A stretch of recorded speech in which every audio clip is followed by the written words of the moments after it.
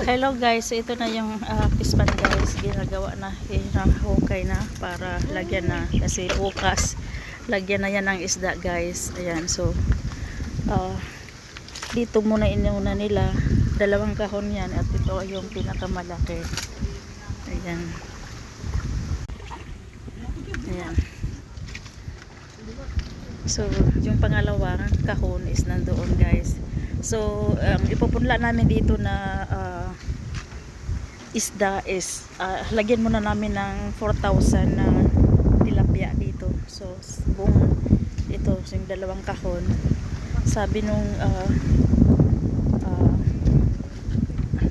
mentor namin dito sa pagpipis-pan is pwede kakayanin daw to ng 5,000 na tilapia. Ayan, so yung mga itik doon, ayan, yan yung mga itik.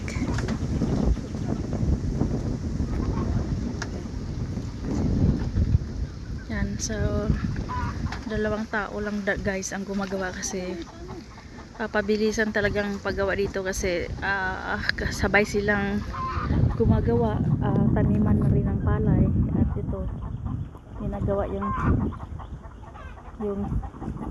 pispan para kasi bukas ilalagay na yung isda dito. Ayan, ayan guys, so ang init-init.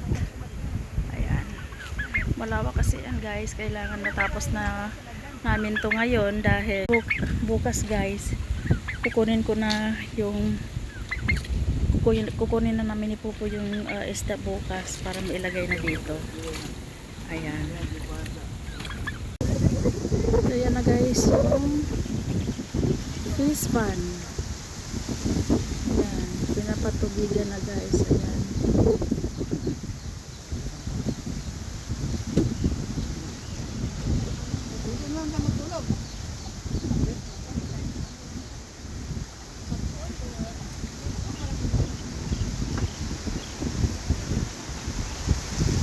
bukas guys meron na yan isda. Ayan.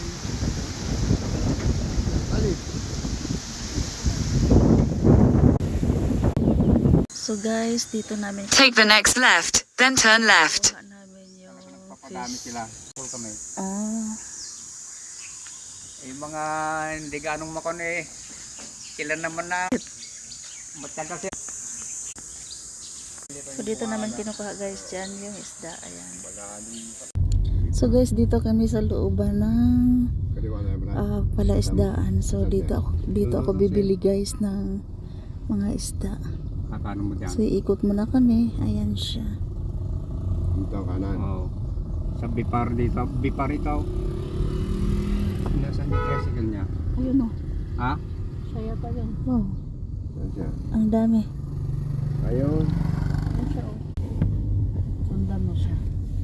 Andyan yung mga laban yung mga ito. Ito mga Ayun yung net niya. Kahit na anong klaseng isda pala siya ang alagaan. So guys, andito na kami sa loob ng farmers race area. So dito guys. Ayan guys. So dito na. Wow, ang ganda. Ayan.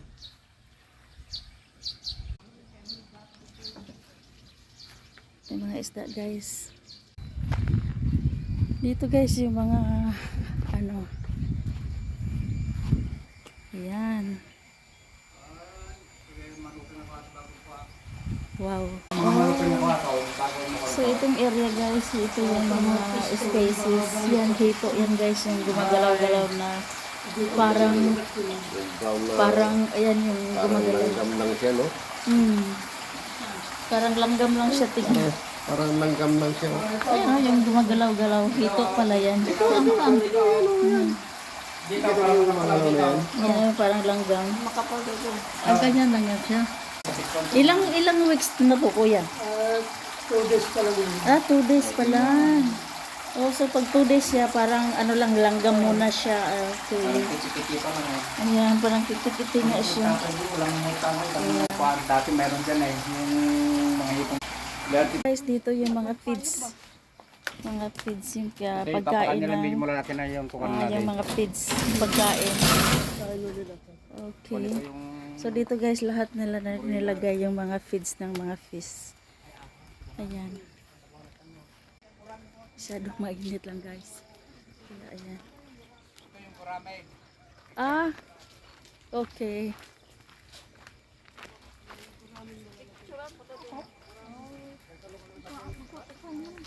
So ikutin mo na kami. Mga iba-ibang isda dito guys. May hito, dalag, tilapia, at saka yung sugpo guys, mga sugpo. Maraming sugpo dito guys. Ito naman guys, banda yung mga gurami. Ayan.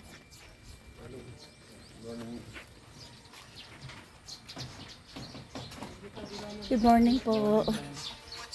Ayan. Pinusteri tayo yung Dito guys is feeding. Nag-feed naman sila ng mga hito. Oh, wow! Ang lalaki! Wow, tignan mo. Ang lalaki. Oh my God. Ang ganda. Hito.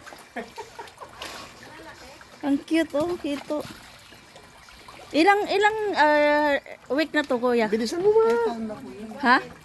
Taon na siya. Kaya naman pala malalaki na. Ayan. Kalalaki.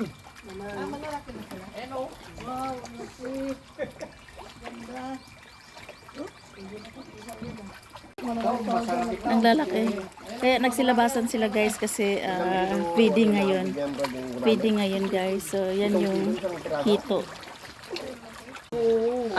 Dito kuya ano yan? Lahat mga hito lang to. halo-halo. Halo-halo. Dito kuraming yung Okay.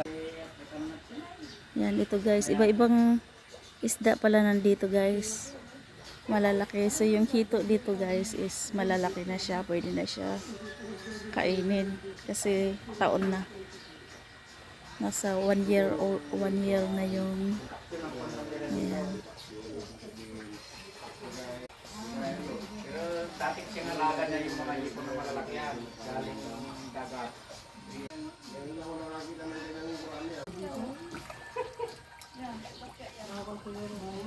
Pwede pala tilapia at saka hito yan?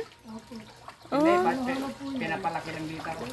So pwede pala sila pagsamahin yung Oo, para wala yung pinapakain. okay. Kapal yan na. Ang dami. May tilapia rin din nakalaw. Oo nga ay. Kasi pero itong yan ang kurami. Tilapia, gurami. Gurami guys, yung hito yata yung tinatawag nila.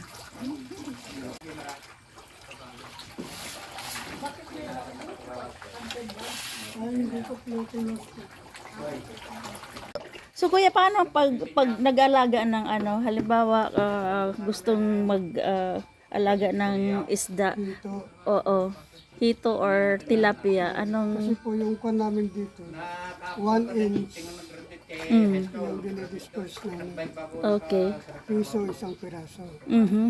Tapos tapos Doon po ikaw kondisyon sa fish pond, na medyo mababaw lang. Kasi pagka malalim, hindi pa nilabas. pag nag-starting ka pa lang mag ng isda, paano yung Preparation. paano mag-prepare para mabuhay sila o ganun. Sasabugan mo ng konting pataba, tapos 16-20 lang. Tapos mga ang feedings nila ilang beses? Pagka-grow out po kasi, 3 times a day po, O 3 times a day. Okay. para mabilis siyang lumaki. Lumaki. Itong hito, malakas yung kumain yan. Kaya nga oh.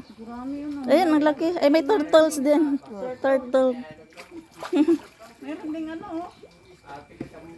Fingerling. Pag nag-start ng ilagay na sa fish pan, mga ilang weeks bago sila umano. Ano talagang pinaka the best na mag-alagaan tas ilagay na lang sa tubig? Madali yung ito. Mas madali yung hito. paano naman pag tilapia yung alagaan mo? Halos ganun din po yung kanya. Yung proseso nila. Okay. Mm. Sinong ibang nag-grow out kasi 3 times a day. 3 months lang. Ilang lalim naman to, kuya? 1 meter lang po. 1 meters lang siya. Tapos halimbawa pag malaki na siya, gusto mo siyang harbisin, anong ginagamit? Po yun. May Net. panglambat po po. Lambat. Okay. Nilalambat lang po. Hindi siya binibingwit. Lalambatin lang siya. Okay. Kit ng hito. Mga ilang isda yan dito sa itong pound, itong buong ano na to. 5,000 po yun. 5,000. Kasya, yung 5,000 daw. Kaya nga kasi Per square meter, pwedeng 20, ganun per square meter. 20 square meters yung space ng ano, lalagyan ng isda, ganun. Yung hito. Mm, Pero sa tilapia, 4 to 5 pieces lang. 4 to 5 pieces. Siguro kuya, pwede yun daw, Kuya Rode. Kasi ano dalawang kahon yun, di ba? Mas malaki Tapos pa nga dito. iba yung isa hito, tapos yung ano, Mas laki tilapia. dati, kagaya nito yung Brad. Itong laki na to. Ito. Kasi Kailangan dagdag. Magdadagdag lang. hindi siya papalitan, hindi siya lilinisan. So anong ilang bisis po papalitan sa isang buwan? Kami kasi once a week. Once a week papalitan yung tubig. Flashing ka lang. Flushing yung para maalis para yung maalis yung- dumi. Okay. Okay kuya, itatanong ko lang sa iyo. Pag fish pan ba kailangan talagang lagyan itong mga water lily? Pwedeng lagyan or kahit hindi. Kasi ito, kaya lang nilagyan yan lang. May mga bisita kasi nagpupunta rito. Yung mga Para bulaklak niya. oo. Kasi nagbo-bloom yung bulaklak. Okay. So marami ding bumibili dito yung mga isda. Marami. Meron pa nga silang Binibili nila for paninda or para lang Yung fingerlings na breeding lang, pang breeding ganun. grow out po niya. O pang grow out, okay. Kasi dito karamihan Yan guys ay mga isda yan. So guys, dito na namin kukunin yung aming bibilhin na tilapia. Yung una kanina guys is yung mga breeding pa lang yun guys. So ayan. Yan guys. So iba-ibang isda yan guys. Iba-ibang species. Yan guys.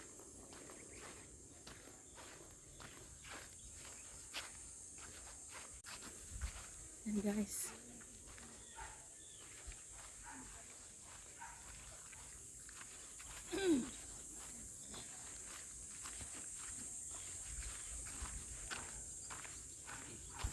So kayo po palang may-ari dito. So dito yun inaano, yung mga tilapia yan, mga iba-ibang ano. Baka mabaling gumatang kami o rin manulang pirasaw. Nako. Hindi ginatang ko ata 3 pesos kasi 4 kilo ko lang di. So anong iba Ano na nagko-condition po sila. Okay. Tingnan mo yun, tingnan mo yun. ayan, so ito dito. Yan o yung mga pinakondisyon nila. Ito. Okay. Tignan natin dyan doon. So pinipilian nila dito guys, yung malaki, maliit, pinagbubukod nila. Wow. Good morning mga kuya. Maganda pa po kayo. Mag-vlog muna kami. So ano ano po yan yung mga ano? Babae at lalaki.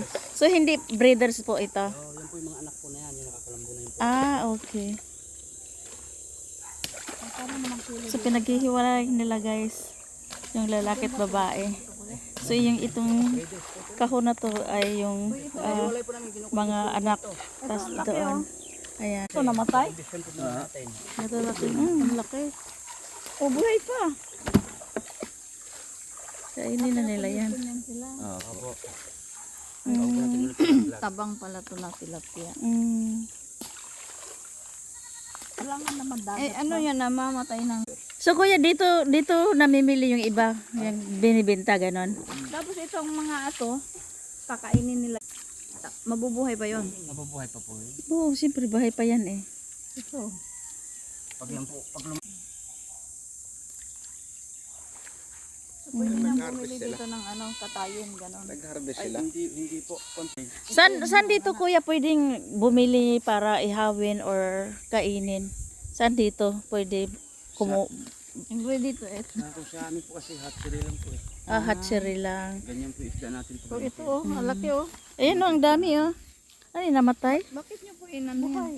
May sugat po. Yan po ang inaabot Pag, niya. bakit kuya pag may sugat sila hindi sila pwede kainin? Ganun. Hindi po, pwede po. Bakit? May sugat po siya sa akin eh. Anak po yan. So malalaki na po ito. Opo, Mga ilang weeks na po to? Makuha na po yan. 8 months, gano'n. 8 Walang buwan po. months. Okay. Lilit pa siya.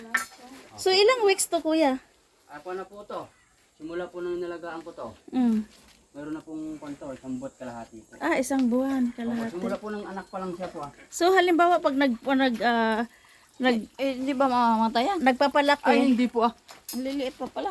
Eh, hindi po mamamatay yan. hindi yan mamamatay. Eh, Kailangan ng oxygen, wala naman. May oxygen yan. ganito lang po yan eh. Nalagaan ko po, hindi po namamatay. Yan pa kayo malalaki na po. Buhay na po yan. Ay, malaki. So ilang weeks na to kuya? Ito po. Oo. Nakuha na po to, 1 buwan lang po. 1 kalahati. buwan. Pagka Okay. nakasimula ng pinawalan niyo po sa inyo, magbilang lang po kayo ng 1 buwan kalahati o 2 buwan. Tapos malalaki na yan, Malalaki lalaki na. po siya po. Okay. Magkuha na po kayo sa starter. Magsasampling. Di ba magsasampling?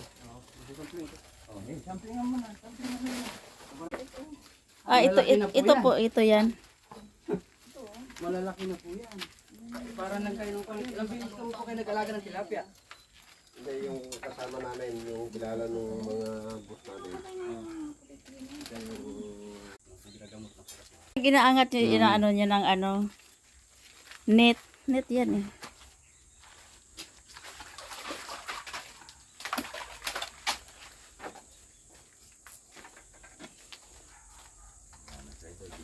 Wow.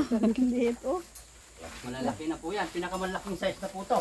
Ay, ganon? Opo. Hindi po kami So- inabaga-baga ka ng isda po rito. Paano po yung bilang niyo dyan, kuya? Pagkano? Madali lang po yan.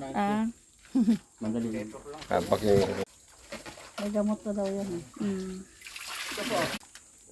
So anong tawag po nito, kuya? Pagka yung ginaganyan niya? Counter po, sampling po. Ito po Hindi, yung ito, counter. ito. Yes. Tilapia, binibilang po natin. Oh, binibilang. Para maalam po natin yung ilang grams po yung 1-1. Okay. Sige po.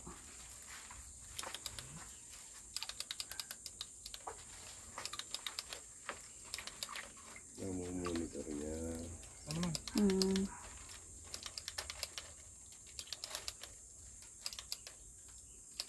Ganyan din yung pagka mag-ano ka ng hito. Hindi po bigyan sa tulo. Walang ano silang hito dito. Nililiit pala. Malaki na po yan. Ito po kayo malaki na. 5,000 po ba? So magkano po, kuya, yung isang isda? Ayaw ko lang po. Sila po, yung amo ko lang po yung po yun. Ah.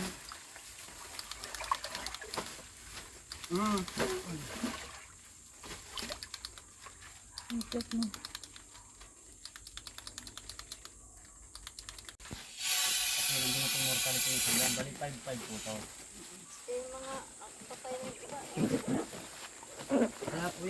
So pag ilagay yan, kuya, sa pagpakawalan niya doon sa pispan, anuhin lang siya.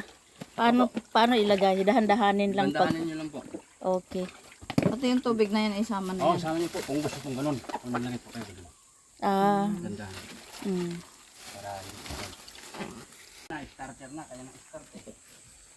Ano po lagay? 4 na bisis po. Pagkain niyo po sa araw. Opo. Pero pwede naman sa compartment yan no? Anong pakain, kuya, oras? Alas 8, alas 10, alauna, alas 3. So 4 times siya. I-instruction naman si brother bigyan. Okay. Ay, sorry. Ayan po. Pwede. Ayos naman na po pala eh. Malamig naman yan. Oo nga. Ilagay na lang sa loob. Ilagay mo lang dito, kuya, at kami nang bahala. Ano po ba to? So yan na guys, yung aming nabiling fish pan. Excited na akong magpakawala doon sa fish sa ano. Ito na guys, nabili naming isda. So excited na ako ilagay sa fish pan guys. Ayan, so 1 month old pa lang to guys. So update ko kayo pagtapos. Hindi sa pakain. So yun na guys. Pakawalan na siya dyan sa ano dito. So ibabad daw muna dyan sa tubig ng 10 minutes bago siya pakawalan guys. Yan. Marami ko na po sila ako na palaka. Sila Kwan. Pangalan nito? Dinaw. So guys, ito na guys, dito na namin pakawalan tong mga tilapia guys. So kung makikita nyo guys, ay langoy-langoy na po sila guys. So ang nilagay namin dito sa fish pan dito guys ay yung 5,000 pieces na tilapia at may sobra pa ng 550 I think. So ito guys, pinakawalan na namin. At dyan na siya guys hanggang mag 3 months. I think 3 months to 4 months pwede na siyang i-harvest. So kung makikita nyo dyan, ang liliit-liit pa niyan kasi 1 month old pa lang yan guys. So maybe makita na natin kung another 3 weeks or 1 month, makikita na natin kung gaano na sila kalaki kasi lumalaki yan guys. So ang feeding po dito guys ay 3 times a day. So kakain sila morning, lunch and dinner. So yan guys, at ang starting ng ano namin dito, pag feeding dito ay yung fry.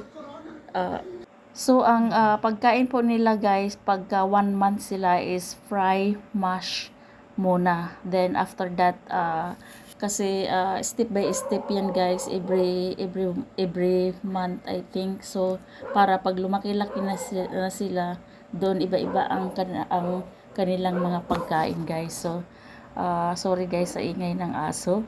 So ito dito muna nilagay yan.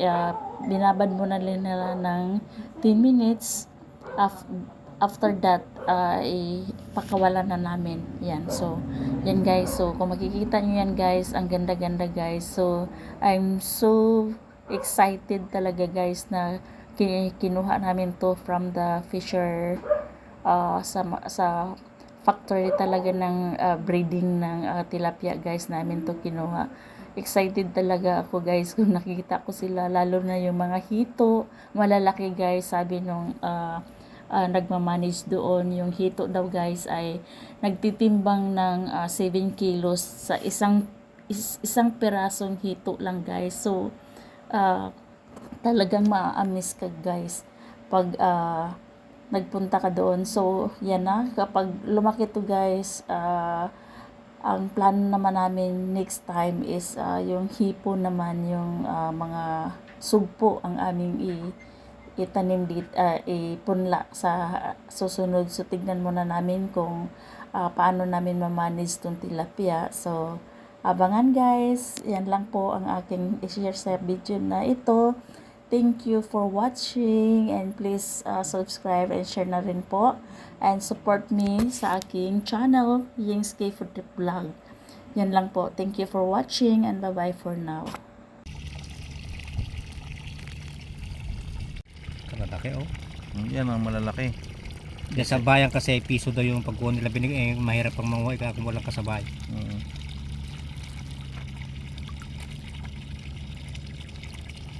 Matalong-talong pa iba. Ito baog na ito, wala nang mga anak dito.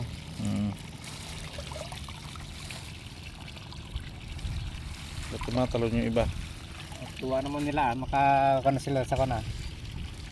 Kalaya na sila. Dapat ito may kon eh. May last silang pinagkunan eh. Sigurado ito marami eh. Libo talaga ito.